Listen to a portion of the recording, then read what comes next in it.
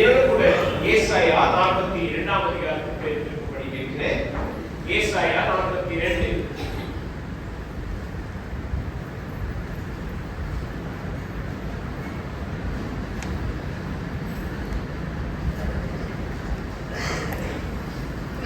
இதோ நான் ஆதரிக்கிற என் தாசன். இந்த தலைப்பின் கீழாக நாம நேரம் எடுத்து தியானிக்க போகிற கடைசி தலைப்பு இது. ஏசாயா 42ஆம் அதிகாரம் 12வது வசனம். இன்னைக்கு இந்த வசனத்தை தான் நாம் தலைப்பாக மையமாக கொண்டு தியானிக்க போகிறோம். 12வது வசனம். ஏசாயா 42:12 நான் வாசிக்கிறேன். கர்த்தருக்கு மகிமையை செலுத்தி அவர் துதியை தீவுகளில் அறிவிப்பார்களாக. இன்றைக்கு நாம் தியானிக்க போகிற தலைப்பு இதுதான், கர்த்தருக்கு மகிமையை செலுத்தி. இந்த ஆண்டு 2024 நாம 52வது ஞாயிற்றுக்கிழமையிலே இருக்கிறோம். இந்த 52 வாரங்களும் இத சொல்ல போனா நாம கூடின நாட்கள் 52 நாட்களையும் நாம உண்மையாகவே கர்த்தரை ஆராதிக்க போகிறோம் என்று சொல்லும் பொழுது நாம எத்தனை பேர் நம்முடைய இருதயத்துல இன்றைக்கு நான் கர்த்தருக்கு மகிமையை செலுத்தப் போகிறேன் என்ற அந்த நோக்கத்தோடு நிச்சயத்தோடு வந்தது. நாம எத்தனை பேர் கர்த்தருக்கு நான் மகிமையை செலுத்தப் போகிறேன், ஆண்டவர் என்னை ஒவ்வொரு வாரமும் அவருடைய கரம் கொண்டு அவருடைய கிருபையினாலே அவருடைய இரக்கத்தினாலே என்னை நடத்துகிறார், என்னை சீர்படுத்துகிறார், என்னை மெருகேற்றுகிறார், என்னை ஆசீர்வதிக்கிறார், எனக்கு எல்லா விதத்திலும் துணையாக இருக்கிறார். இன்னைக்கு ஆண்டவர் தான் நம்ம விட்டுவிட போறோம் அப்படின்ட்டு நாம எத்தனை பேர் வந்திருக்கிறோம். அது குறிப்பா இந்த 2024 நம்ம கவனித்து பார்க்கும் பொழுது நம்ம வாழ்க்கையில கடந்து வந்த ஒவ்வொரு சூழ்நிலைகளிலும் அது சந்தோஷமாக இருந்தாலும் சரி, அது துக்கமாக இருந்தாலும் சரி, போராட்டமாக இருந்தாலும் சரி, பலவீனமாக இருந்தாலும் சரி, நாம் அதிலிருந்து மீண்ட பிற்பாடு உண்மையிலேயே கர்த்தரை மகிமைப்படுத்துவதாக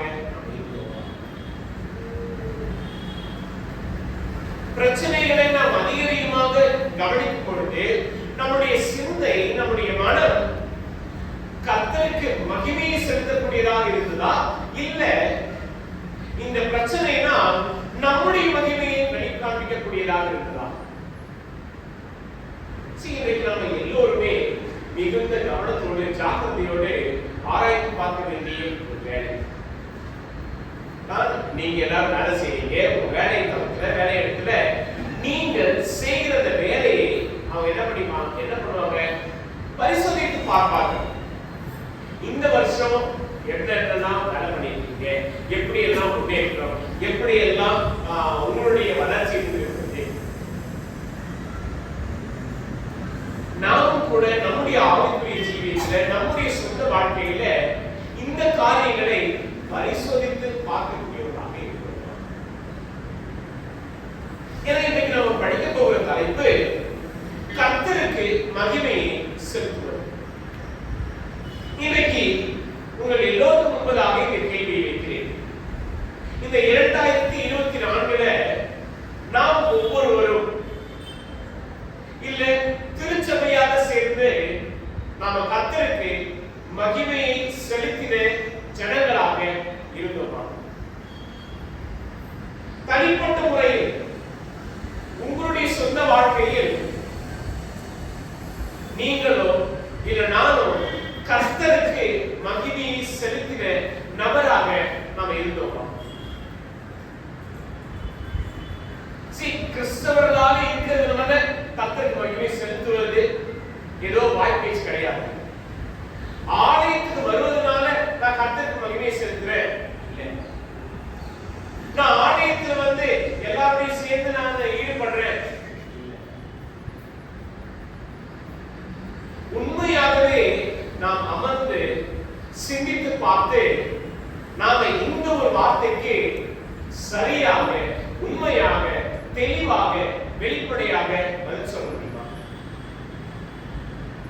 இந்த 2024 நான் கர்த்தருக்கு மகிமையை செலுத்தினேன். நாம எத்தனை பேர் இது உறுதியா, உண்மையா நம்முடைய உள்ளத்திலிருந்து சொல்ல முடியும்? ஏன்னா நம்முடைய வாழ்க்கை, நம்முடைய ஜீவியம் அநேக வேளைகள்ல நம்மை சார்ந்தேதான் இருக்கிறது தவிர கர்த்தருக்கு மகிமையாக இருக்கிறதா என்பதை நம்ம சிந்திப்பது கிடையாது. சரி, நம்ம கடந்த வாரங்கள்ல இந்த ஏசாயா 42ஆம் அதிகாரத்திலிருந்து நம்ம படிக்கிறோம். என்ன சொல்றோம்னா, நவம்பர் மாதமும் டிசம்பர் மாதம், ஓகே, இந்த மாதத்துடைய கடைசி வாரம் முழுக்க முழுக்க ஏசாயா 42ஆம் அதிகாரத்தை தான் நம்ம தியானிக்கிறோம். இதுல குறிப்பா ஆண்டவராகிய இயேசுவானவரை குறித்து நம்ம பார்த்தோம்.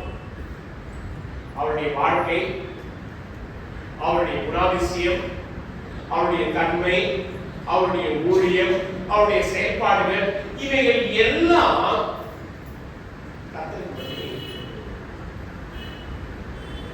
அவர் எப்படி இருந்தாரு? ஒரு வேலைக்காரனாக, ஒரு தாசனாக அவர் செயல்பட்டார். கர்த்தருடைய ஆவியானவர் அவர் மேல் தங்கியிருந்தார். அவருடைய குணாதிசயம் எப்படி இருந்தது? அவர் கூக்குரலிடல, அவர் சத்தத்தை உயர்த்தல, நெருங்க நாணம் ஒழிக்கல. அவர் எல்லாவற்றையும் நீதியையும் நியாயத்தோடும் செயல்படுத்தினார். அதோடு நாம் அவருடைய தன்மைகளை குறித்து நம்ம பார்த்தோம். அவருடைய ஊழியத்தை குறித்து நம்ம பார்த்தோம். என்ன? குருடர்களுக்கு கண்களை திறக்கவும், கட்டுண்டவர்களை காவலில் இருந்தும் இருளில் இருக்கிறவர்கள் சிறைச்சாலையிலிருந்து விடுவிக்கவும், இது இயேசுவானவருடைய வாழ்க்கையாக ஊழியமாக இருந்தது. இவைகள் எல்லாவற்றிலும் அவர் கர்த்தருக்கு மகிமையை செலுத்தினார். என் கருவியானவர்களே, இந்த ஒரு பகுதியை நம்ம கவனித்து பார்க்கும் பொழுது ஆண்டவராகிய இயேசுவானவரை முன்மாதிரியாக, எல்லாவற்றுக்கும் அஸ்திவாரமாக நம்ம பார்க்கிறோம். ஏன்னா ஆண்டவர் இஸ்ரவேல் ஜனங்களுக்கு அவருடைய மகிமையை காண்பித்தும் இந்த ஜனங்கள் கர்த்தருக்கு மகிமையை செலுத்தினர். பாருங்க, இது நம்ம வாசிக்கிறோம். யாத்ராகமம் 24ஆம் அதிகாரத்துல வாசிக்கிறோம். யாத்ராகமம் 24.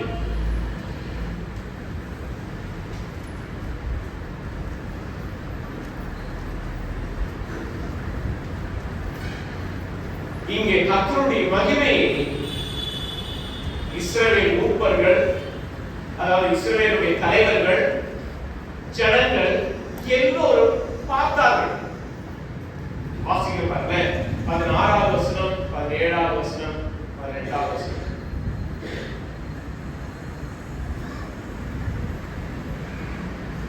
கர்த்தருடைய மகிமை சீனாய் மலையின் மேல் தங்கி இருந்தது. மேகம் 6 நாள் அதை மூடி இருந்தது. 7ஆம் நாளில் அவர் மேகத்தின் நடுவில் இருந்து மோசேயை கூப்பிட்டார். மலையின் குடிமுடியிலே கர்த்தருடைய மகிமையின் காட்சி இஸ்ரவேல் புத்திரருடைய கண்களுக்கு பட்சிக்கிற அக்கினியை போல் இருந்தது. மோசே மேகத்தின் நடுவிலே பிரவேசித்து மலையின் மேல் ஏறி இரவும் பகலும் 40 நாள் மலையில் இருந்தார். இங்கே மோசே அவர்கள் மாத்திரமல்ல, இஸ்ரவேலுடைய புத்திரர்கள், இஸ்ரவேலுடைய தலைவர்கள் எல்லோரும் கர்த்தருடைய மகிமையை கண்டார். எல்லோரும், பெரியோர் முதல் இளம் வாலிபர்கள் வரை கர்த்தருடைய மகிமையை கண்டார். இந்த ஒரு மகிமையை கண்டும் அவர்கள் வனாந்தரத்தில் செய்த செயல்களை நம்ம பார்க்கணும். என்ன பண்ணாங்க?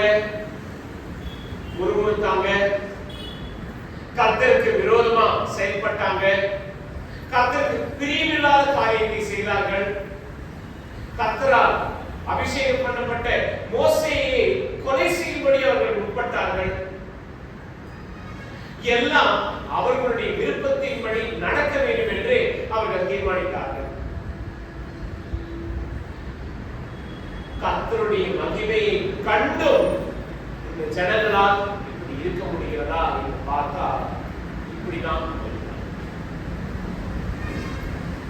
40 வருஷம் வனாந்தரத்திலே ஆண்டவர் இஸ்ரவேல் ஜனங்களை பாதுகாத்தார், போஷித்தார், வழி நடத்தினார்.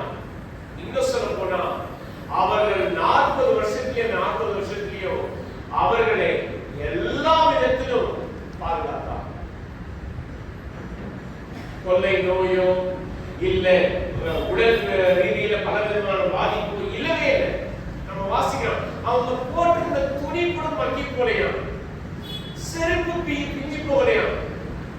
அந்த அளவுக்கு ஆண்டவருடைய பாதுகாப்பு இருந்தது. அதாவது நம்ம சொல்றோம் பாத்தீங்களா, உன்னை நான் என் கையில வச்சு உள்ளங்கையில வச்சு பார்த்துப்பேன். ஆண்டவர் அப்படிதான் இஸ்ரவேல் ஜனங்களை பாதுகாத்தாரு. ஒரு சேதாரமும் நடக்கல. ஆனாலும் இந்த ஜனங்கள் கர்த்தருக்கு சரி, இந்த ஜனங்கள் ஓகே ஆண்டவருடைய மகிமையை கண்டும் உணராமல் அவங்க வழி தவறி போனாங்க. என்ன யோசுவா மோசே கிட்ட சொன்னார் ஆண்டவர், இந்த முதல் சந்ததி கானான் தேசத்தை பார்க்காது, இவருடைய பிள்ளைகள் தான் பார்ப்பாங்க. அவருடைய பிள்ளைகள் கானான் தேசத்தை சுதந்திரித்தார்கள். அவர்கள் கர்த்தருடைய மகிமையை கண்டார்களா? அவர்கள் கர்த்தருக்கு மகிமை செலுத்தினார்களா? மறுபடியும் அவர்களுடைய வாழ்க்கை பாவம் எப்பொழுதெல்லாம் அவனை தூண்டி அவர்கள் எல்லாத்திற்கும் கர்த்தருக்கு விரோதமாக செயல்பட்டார்களோ அப்போது எல்லாமே அவர்கள் கர்த்தருக்கு மகிமையை செலுத்தாமல் தங்களுடைய வாழ்க்கையிலே எல்லா விதத்திலும் பெருமையாக கொண்டார்கள். இன்னொரு தருணத்திலே ஆண்டவர் அவருடைய மகிமையை காண்பிக்கிறார். எங்க அது பாருங்க, இதே யாத்ராவும் நம்ம வாசிக்கிறோம். 40வது அதிகாரம் யாத்ராவும் 40.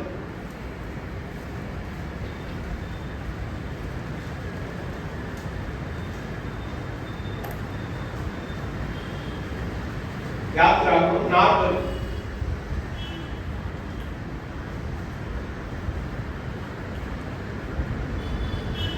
34வது வசனக்காரங்க.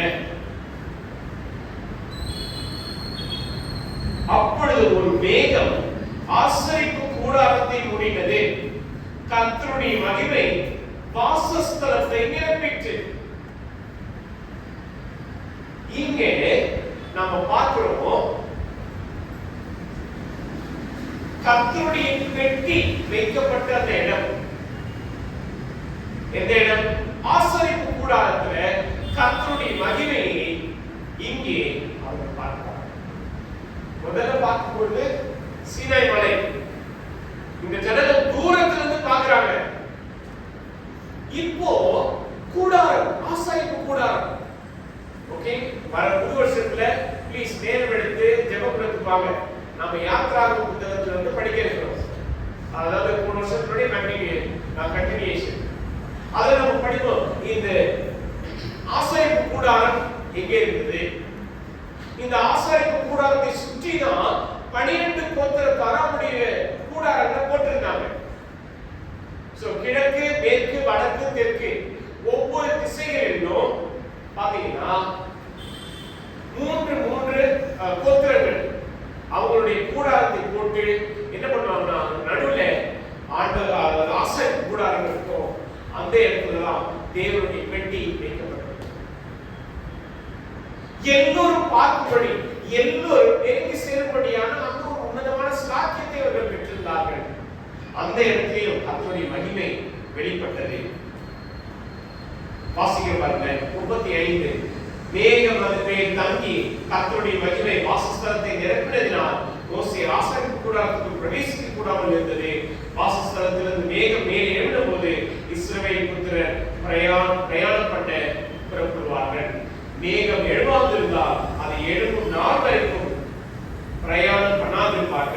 இஸ்ரவேல் வம்சத்தார் பண்ணும் எல்லா பிரயாணங்களிலும் அவர்கள் எல்லாருடைய கண்களுக்கும் பிரத்யட்சமாக பகலில் கர்த்தருடைய மேகமும் இரவில் அக்கினியும் வாசஸ்தலத்தின் மேல் தங்கியிருந்தது. அதாவது கர்த்தருடைய மகிமை அவர்களை பாதுகாத்தது.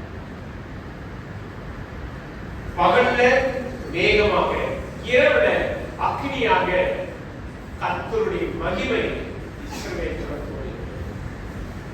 இது ஆசாரிப்பு கூடாரத்தை பார்க்கறாங்க. அதே சமயத்துல 2 சாமுவேல் நாம நினைக்கிறோம் 2 சாமுவேல் 7ஆம் அதிகாரத்தை படிக்கும் பொழுது ஆண்டவர் சாலமோனுக்கு சொல்லுகிற ஒரு காரியம் அதுதான்.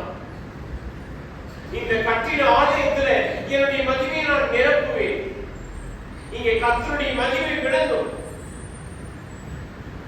சாலமோன் கட்டின அந்த பிரம்மாண்டமான அந்த ஆலயத்துல கர்த்தருடைய மகிமை.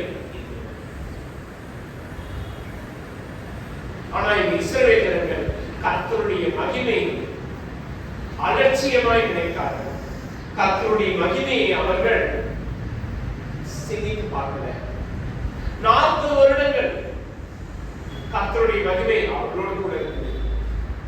ஆசாரிப்பு கூடத்துல அவங்க கர்த்தருடைய மகிமையை பார்த்தாங்க. ஆலயத்துல கர்த்தருடைய மகிமையை பார்த்தாங்க. அப்படி இருந்தோம் இந்த இஸ்ரவேல் மக்களா கர்த்தருடைய மகிமை அவர்கள் ஆழமாக சிந்திக்கவோ உணரவோ பயப்படவோ இல்லை. கர்த்தருக்கு மகிமையை செலுத்தல. நல்லா புரிஞ்சுக்கோங்க, இந்த இஸ்ரவேல் ஜனங்கள் கர்த்தரால் தெரிந்து கொள்ளப்பட்ட ஜனம் தான். இந்த இஸ்ரவேல் ஜனங்களுக்கு ஆண்டவர் எல்லா விதத்திலும் போஷித்தார், எல்லா விதத்திலும் பாதுகாத்தார், எல்லாவற்றையும் செய்தார். ஆனா இவங்க கர்த்தருக்கு மகிமை செலுத்தல. எப்படிங்க மகிமை செலுத்தலன்னு சொல்றீங்க? அவங்க ஆபத்து காலத்துல ஆண்டவரை நோக்கி கூப்பிட்டாங்க, அவங்க காணிகள்லாம் கொடுத்தாங்க. ஆலயத்துல அவங்க பிரம்மாண்டமா சாலமோனுடைய நாட்கள்ல ரொம்ப பிரம்மாண்டமாக பலிகள்லாம் கொண்டு வந்து செலுத்தினாங்க. எல்லாம் மகிமை செலுத்தினாங்களே. அப்ப என்னதான் அவங்க கிட்ட பிரச்சனை? அவங்க என்னதான் மிஸ் பண்ணாங்க? இந்த இஸ்ரவேல் ஜனங்கள் தவறி போன காரியம் என்ன? அதை நம்ம ஏசாயா 42ஆம் அதிகாரத்துல நம்ம பார்க்கிறோம். திரும்ப ஏசாயா 42.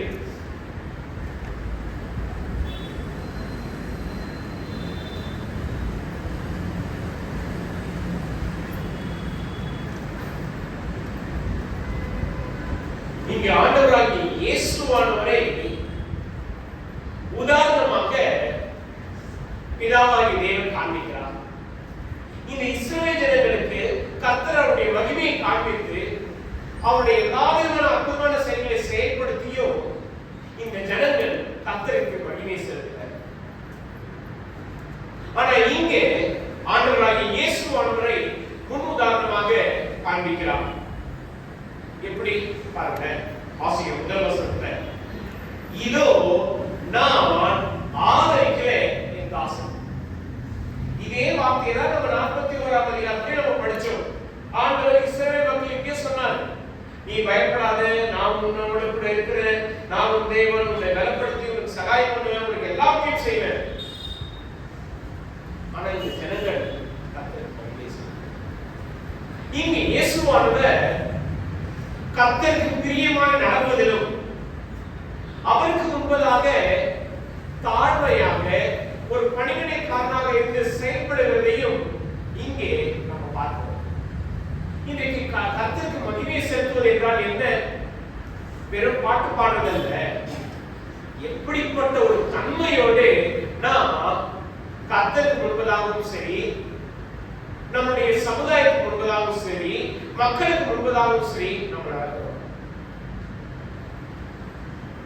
நம்முடைய குணாதிசயம், நம்முடைய செயல்பாடுகள், நம்முடைய தன்மை கர்த்தருக்கு பிரியமாக இருக்கும் என்றால் அந்த ஒரு காரியம் கர்த்தருக்கு மகிமை கொண்டு வரும். இந்த இஸ்ரவேல் ஜனங்கள் கர்த்தருடைய மகிமையை கண்டும் கர்த்தருக்கு விரோதமாக முறுமுறுத்தார்கள். இந்த ஒரு காரியம் கர்த்தருக்கு மகிமை கொண்டு வரும். மாறாக ஆண்டவர் சொல்கிறார், இவர்கள் இந்த ஜனங்கள் என்னை வெறுத்து தள்ளினார்கள்.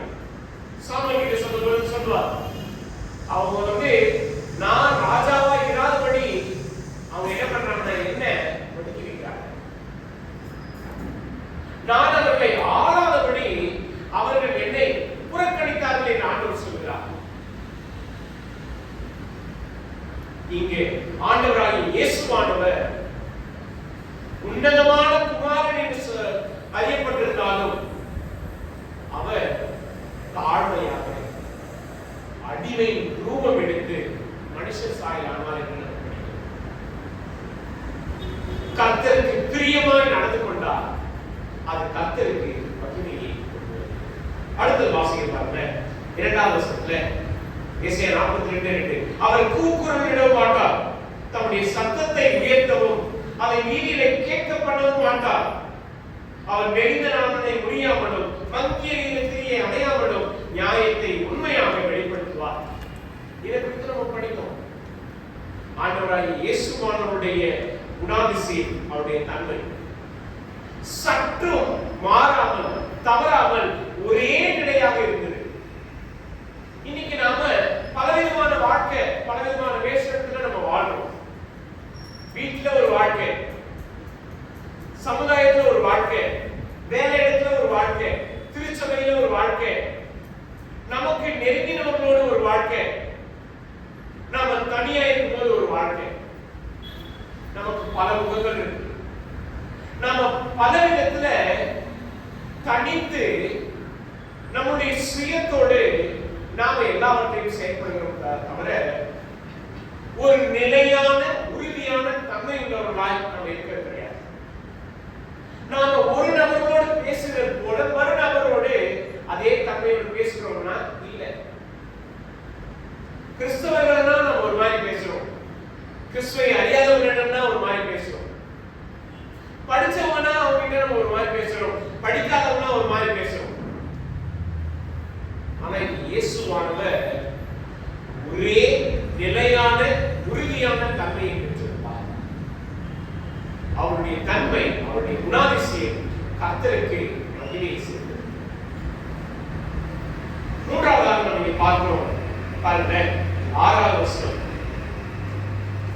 நீ குருடருடைய கண்களை திறக்கவும் கட்டுண்டவர்களை காவலில் இருந்தும் இருளில் இருக்கிறவர்களை சிறைச்சாலையில் இருந்து விடுவிக்கவும் கர்த்தராகிய நான் நீதியின்படி உம்மை அழைத்து உம்மை கையை பிடித்து உம்மை தற்காத்து உம்மை ஜனத்துக்கு உடன்படிக்கையாகவும் ஜாதிகளுக்கு ஒளியாகவும் வைக்கிறேன்.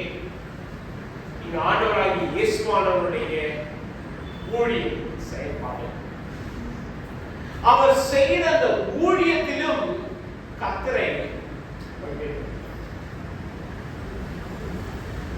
நம்ம சுவிசேஷ புத்தகங்களை வாசிக்கிறோம்.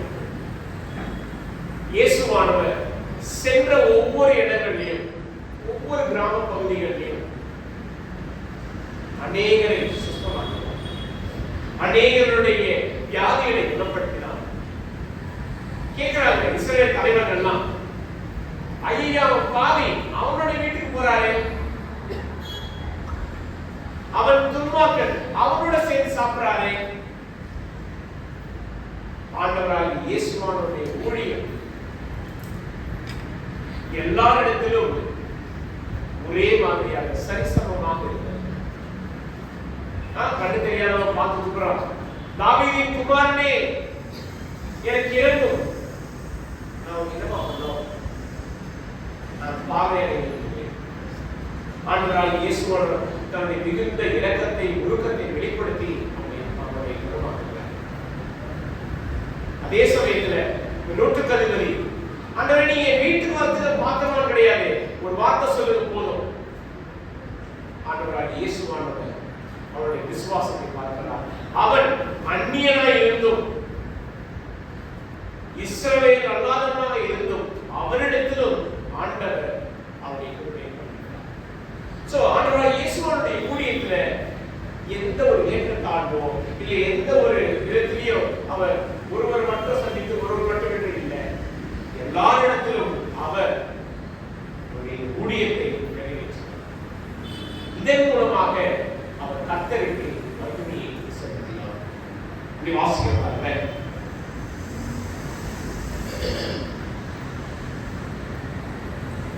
8வது வசனம், நான் கர்த்தர், இது என் நாமம், என் மகிமையை வேறொருவனுக்கும் என் துதியை விக்கிரகங்களுக்கும் கொடேன்.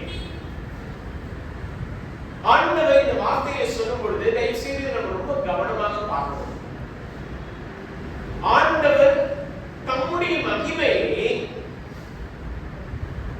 வேற யாருக்கும் விட்டுக் கொடுப்பது கிடையாது. அதாவது சொன்னாலும் ஆண்டவர் ரொம்ப பெருமையா இருக்காங்க இல்ல, இது கர்த்தருக்கே உகந்த ஒரு மகிமை. அதை இந்த ஜனங்கள் அறிந்து கொள்ளவில்லை, இந்த ஜனங்கள் உணர்ந்து கொள்ளவில்லை.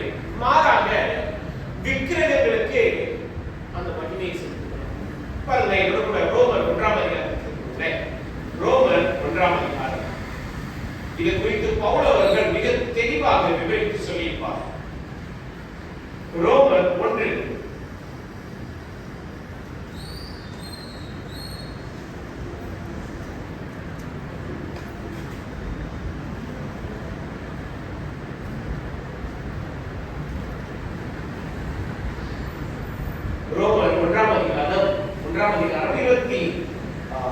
23வது வசனம். இதை நம்ம 21 வாசிப்போம் பாருங்க. அவர்கள் தேவனை அறிந்தும் அவரை தேவன் என்று மகிமைப்படுத்தாமலும் ஸ்தோத்திரியாமலும் இருந்து தங்கள் சிந்தைகளினாலே வீணரானார்கள். உணர்வில்லாத அவர்களுடைய இருதயம் இருளடைந்தது. அவர்கள் தங்களை ஞானிகள் என்று சொல்லியும் பைத்தியக்காரராகி அழிவில்லாத தேவனுடைய மகிமையை அழிவுள்ள மனுஷர்கள், பறவைகள், மிருகங்கள், ஊர் பிராணிகள் ஆகிய இவைகளுடைய ரூபங்களுக்கு ஒப்பாக மாற்றினார்கள். இது நிமித்தம் அவர்கள் தங்கள் இருதயத்தினுடைய இச்சைகளினாலே ஒருவரோடொருவர் தங்கள் சரீரங்களை அவமானப்படுத்தத்தக்கதாக தேவன் அவர்களை அசுத்தத்திற்கு, அவர்கள் தேவனை அறிந்திருந்தும் மகிமை செலுத்தினர். அதோ இங்கே வாசியம் வரல, மகிமைப்படுத்தாமல் ஸ்தோத்திரியாமல் இருந்து அவங்க மகிமை செலுத்துற ஆண்டவருக்கு நன்றியும் சொல்லல, நன்றியா இல்ல. அநேக செயல்களை ஆண்டவர் செய்திருந்தும் அவங்க உணர்வில்லாதவர்களா இருந்தார். அவங்க இருதயம் இருளடைந்தது, அவங்க சிந்தையில வீணரானார்கள். இது எல்லா ப்ராப்ளமும் இஸ்ரவேல் மக்கள். ஆனா ஆண்டவராகிய இயேசுவானவர் அவருடைய தன்மை, அவருடைய செயல்பாடுகளை பார்க்கும் பொழுது எல்லாம் கர்த்தருக்கு மகிமை செலுத்தக்கூடியதாக இருந்தது. எனக்கு அருமையானவர்களே, இன்றைக்கும் இதை ஏன் நம்ம படிக்கிறோம்? ஆண்டவர் உங்களையும் எதையும் அவருடைய மகிமைக்கென்று சிருஷ்டித்திருக்கிறார்.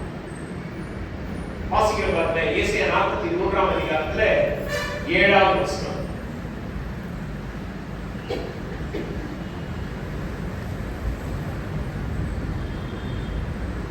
ஏசாயா 43:7வது வசனம்.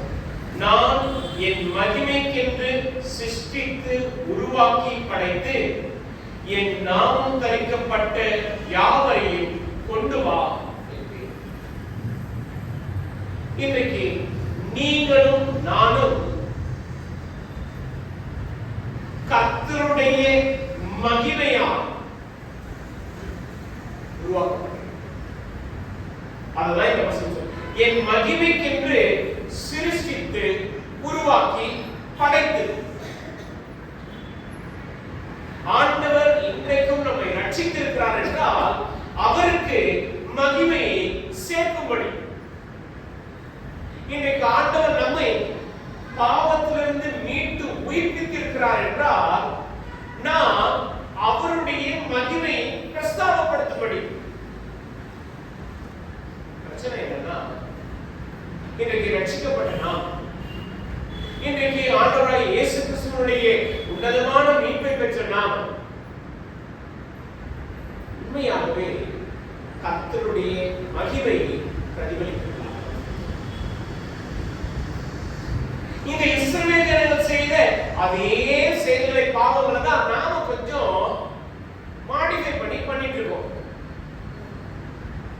அந்த இஸ்ரவேலர்கள் முறுமுறுத்தார்கள், இன்றைக்கு நாமும் முறுமுறுக்கிறோம். அந்த இஸ்ரவேலர்கள் குறை சொன்னார்கள், இன்றைக்கு நாமும் ஒருவரை பற்றி ஒருவர் குறை சொல்லுகிறோம். இந்த இஸ்ரவேலர்கள் தன்னுடைய சகோதரருக்கு விரோதமாக எழுப்பினார்கள், இன்றைக்கு நாமும் கூட நம்முடைய சகோதரர்களுக்கு விரோதமாக எழுப்புகிறோம். வித்தியாசமே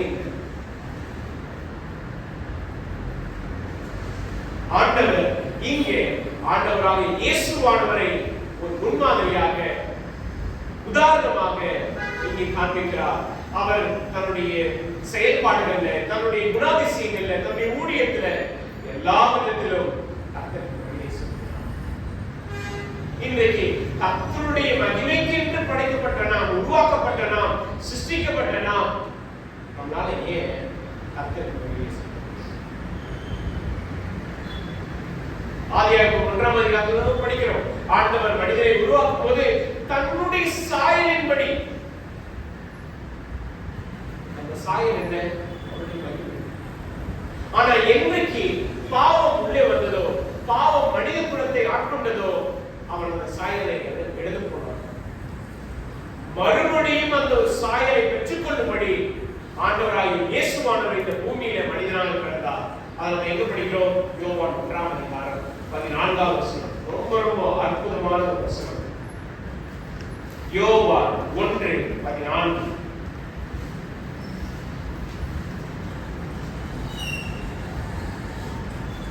அந்த வார்த்தை மாம்சமாகி கிருபையினாலும் சத்தியத்தினாலும் நிறைந்தவராய் நமக்குள்ளே வாசம் பண்ணினார். அவருடைய மகிமையை கண்டோம். அது பிதாவுக்கு ஒரே பேரனானவருடைய மகிமைக்கு ஏற்ற மகிமையாகவே. ஆண்டவராகிய இயேசுவானவர் நாம் இழந்து போன அந்த மகிமையை மறுபடியும் பெற்றுக்கொள்ளும்படி மனிதனாக இந்த பூமியிலே பிறந்து பிதாவுடைய உன்னதமான மகிமையை நமக்கு மறுபடியும் காண்பித்தார். எப்படி? சிலுவை மரத்துல தன்னைத்தானே அவர் பலியாக ஒப்பு கொடுத்து நமக்கு ரட்சிப்பை தந்ததுனால, மீட்பை கொடுத்ததுனால, இன்றைக்கு நாம் அந்த மகிமையினால் சிருஷ்டிக்கப்பட்டிருக்கிறோம், மறுரூபமாக்கப்பட்டிருக்கிறோம், அதாவது மறு வாழ்க்கையை பெற்றிருக்கிறோம். அப்படிப்பட்ட ஒரு உன்னதமான ஆசீர்வாதத்தை பெற்ற நாம ஏன் கர்த்தருக்கு மகிமையை செலுத்தாமல்? சற்று ஆராய்ந்து பாருங்க. உண்மையாகவே முதலாவது இந்த ஆண்டிலே, இந்த 2024 என்னுடைய குணாதிசயங்கள் கர்த்தருக்கு மகிமையை கொண்டு வந்ததா? என்னுடைய பழக்க வழக்கங்கள் கர்த்தருக்கு மகிமையை கொண்டு வந்ததா? என்னுடைய வேலை, ஈவன் நீங்க எந்த ஒரு வேலை செய்தாலும் சரி, நீங்க செய்கிற அந்த வேலை கர்த்தருக்கு மகிமையை கொண்டு வந்ததா? நிறைய பேர் சொல்லுவோம், ஆனா சர்ச் வேலை செஞ்செல்லாம் ஆண்டவர் இல்ல. நீங்கள் உங்களுக்கு கொடுக்கப்பட்ட அந்த வேலையை உண்மையும் உத்தமமாய் செயல்படுவீர்கள் என்றால் அது கர்த்தருக்கு மகிமையை செலுத்தக்கூடிய ஒரு வேலையாக இருக்கும். ஆமா, அது எந்த வேலையா இருந்தாலும் சரி, நீங்க உண்மையும் உத்தமமாய் செயல்படுவீர்கள் என்றால் அது கர்த்தருக்கு மகிமையை கொண்டு வரக்கூடியதாக இருக்கும். இது நாங்க இந்த வாரம் ஆடிட்டர் நான் பார்த்து சபையுடைய காரியங்கள் ஒரு சில காரியம் பேச வேண்டிய காரியம் சூழ்நிலை. அவர் ஒரு கிறிஸ்தவர். அவர் கூட இருக்கிறவங்க தான் பாத்தீங்கன்னா ஆப்வியஸ்லி ஒரு சிலர் கடவுளை அறியாதவங்க, ஒரு சில பேர் கிறிஸ்தவர்கள். அவங்க மத்தியில நான் செய்கிற இந்த வேலை, நான் யாருன்றதை விட நான் நம்புற ஆண்டவர் எப்படிப்பட்டவர்ன்றத அது காண்பிக்கும்.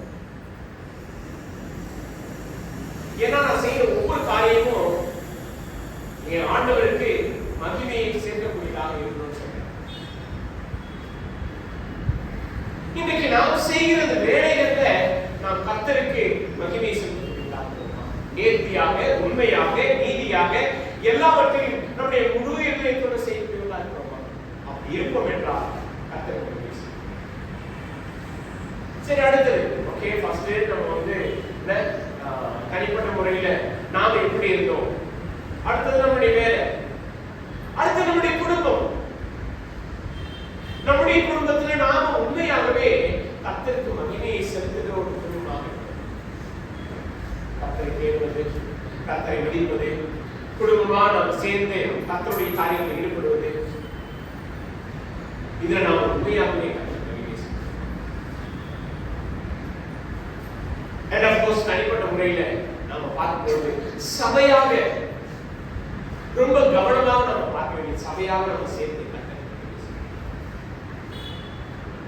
எனக்கு அருமையான உண்மை. இதை நாம் உண்மையாகவே அமர்ந்து நிதானித்து சிந்தித்து பார்க்க வேண்டிய ஒரு காரியம். ஏன்னா நாம் செய்கிற அநேக காரியங்கள் நாம் செய்கிற அநேக செயல்கள் கர்த்தருக்கு மகிமை. நாம் பேசுகிற அநேக வார்த்தைகள் கர்த்தருக்கு மகிமை. நாம் மறைமுகமாக முறுமுறுக்கிறது அநேக வேளைகள்ல கர்த்தருக்கு மகிமை. ஏன்னா இஸ்ரவேல் ஜனங்கள் செய்த அந்த செயல்களை பார்க்கிறோம். எந்த ஒரு காரியமும் கர்த்தரை சீக்கிரம் ஒரு படிக்க பார்த்தேன். 1 கொரிந்தியர் 6ஆம் அதிகாரம் 1 கொரிந்தியர் 6.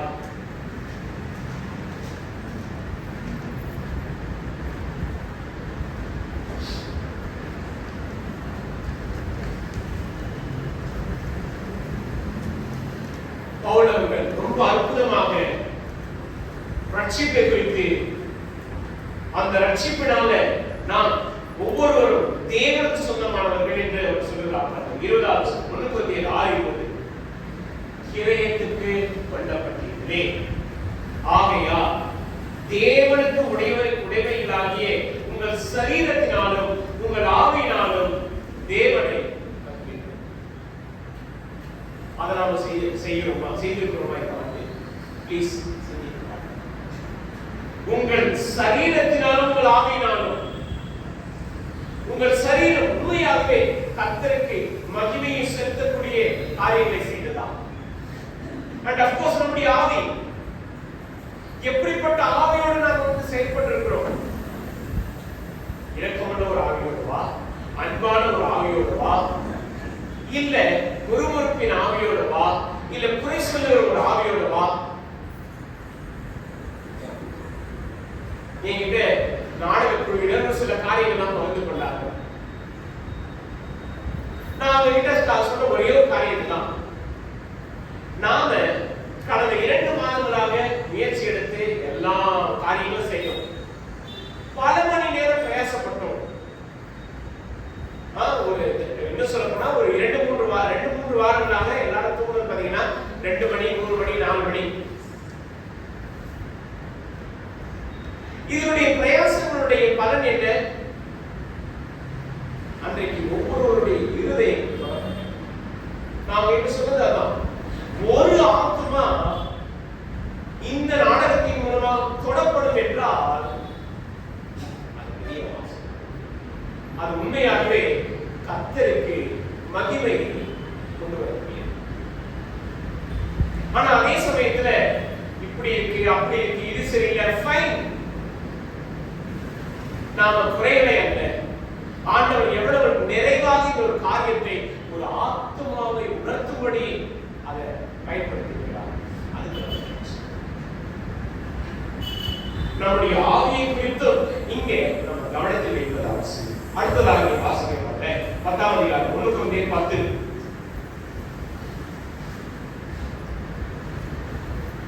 31ஆம் வசனம்.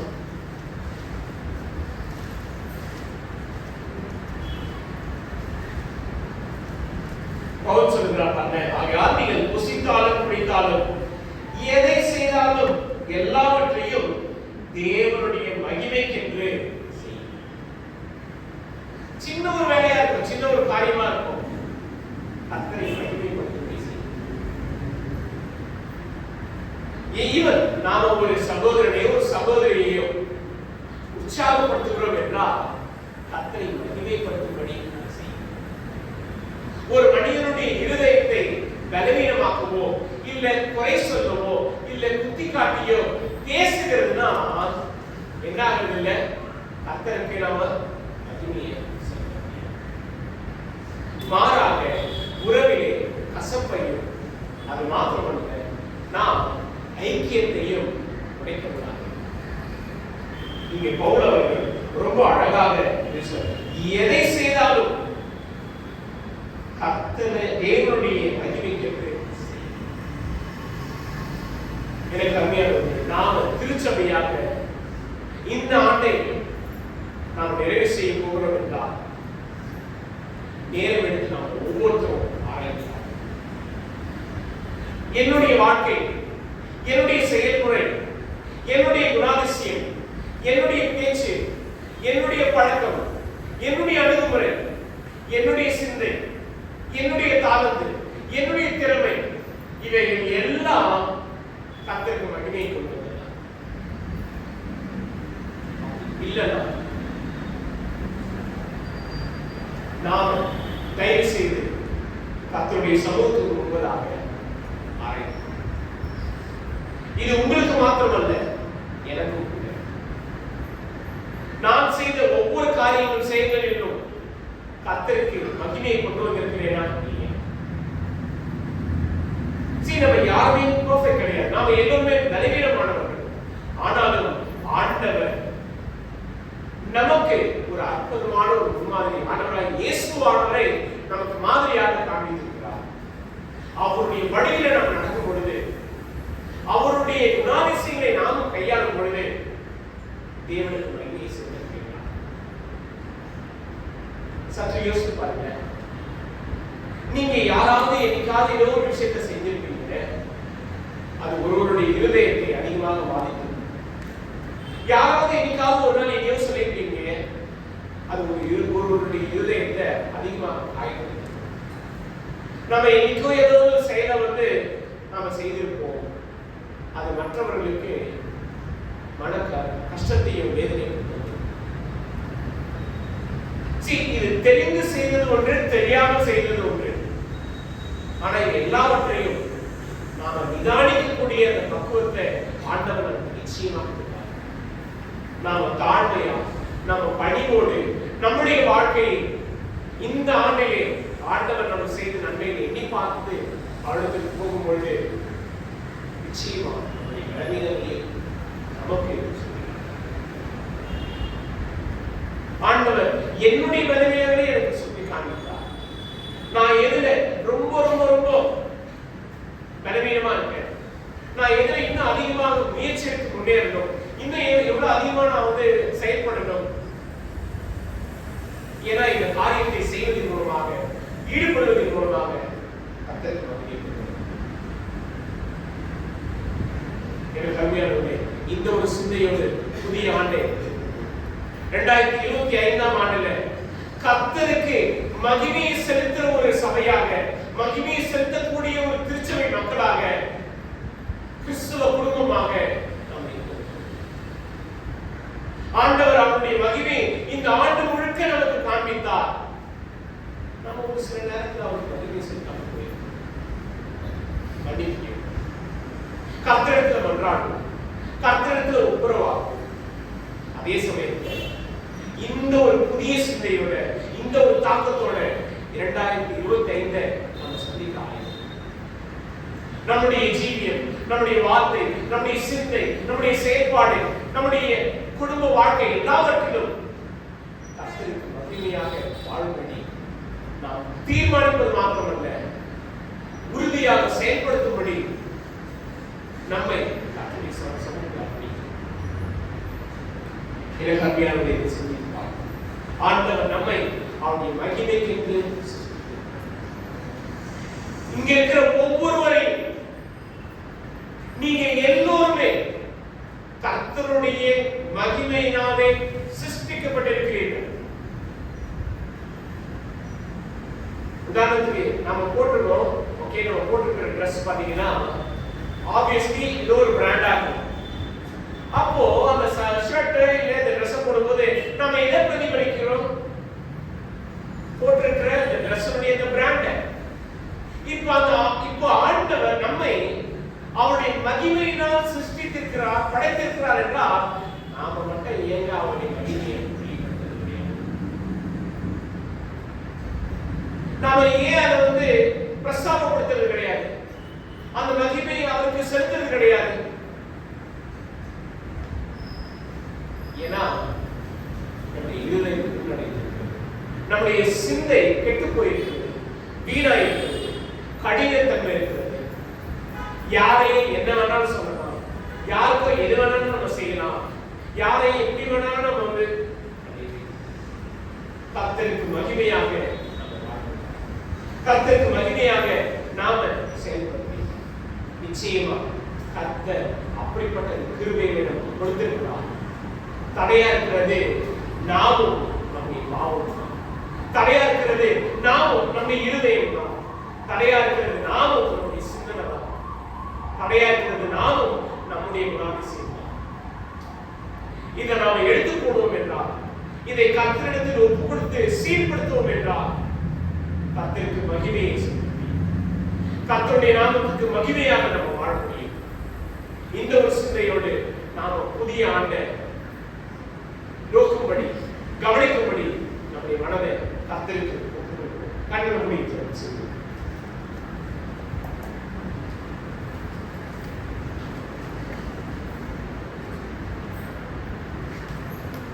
எங்கள் கிருபையில் நல்லா இரக்கமுள்ள எங்கள் பரலோக தகப்பனே, உமக்கு அதிகமாக நன்றி சொல்கிறோம். கர்த்தாவே, இன்றைக்கும் இந்த ஒரு செய்தியை நாங்கள் உம்முடைய வேத வார்த்தையிலிருந்து குறிப்பாக என்னுடைய தலைமை போதவர் அவர்கள் எங்களுக்காக ஆயத்தப்படுத்திக் கொடுத்த இந்த சத்தியங்கள் எங்களுடைய ஆவிக்குரிய வாழ்க்கையில, எங்களுடைய இருதயத்தை, எங்களுடைய சிந்தனையை ஆண்டவரே ஆராய்ந்து பார்க்கவும் சோதித்தறியவும் கர்த்தரிடத்தில் ஆண்டவரே நாங்கள் ஒப்புரவாக்கும்படியான அப்படிப்பட்ட ஒரு தன்மையை ஆராய்ந்தார். ஆண்டவரே, நாங்கள் அநேக வேளையில் உமக்கு மகிமை செலுத்தாமல், உமக்கு நாங்கள் துதியை அர்ப்பணித்துக் கொடுக்காமல், எங்களுடைய சுயத்தோடு எங்களுடைய சொந்த எண்ணத்தினாலே நாங்கள் விழுந்து போகிறோம். ஆண்டவரே, இன்றைக்கும் திருச்சபையாக உம்மிடத்தில் வருகிறோம். ஆண்டவரே, நீரே எங்களை சீர்படுத்தும், எங்களை எங்களுடைய பலவீனங்களை, எங்களுடைய குறைகளை ஆண்டவரே நாங்கள் உமக்கு மகிமை செலுத்தாததை ஆண்டவரே மன்னித்து எங்களை பரிசுத்தப்படுத்தி கழுவும்படியாக எங்களுக்கு முன்பதாக இருக்கக்கூடிய புதிய ஆண்டிலே எங்களுடைய நோக்கம் கவனம் உமக்கு உம்முடைய நாமத்துக்கே மகிமை செலுத்தக்கூடியவர்களாக இருக்கும்படி அப்படிப்பட்ட அந்த சிந்தனையின் தன்மையை காணும். தொடர்ந்து நீரே எங்களுடைய உள்ளத்தில் கிரியை செய்ய முடியாது. இயேசு கிறிஸ்துவிடம் ஜெபிக்கிறோம். ஜீவன் நல்ல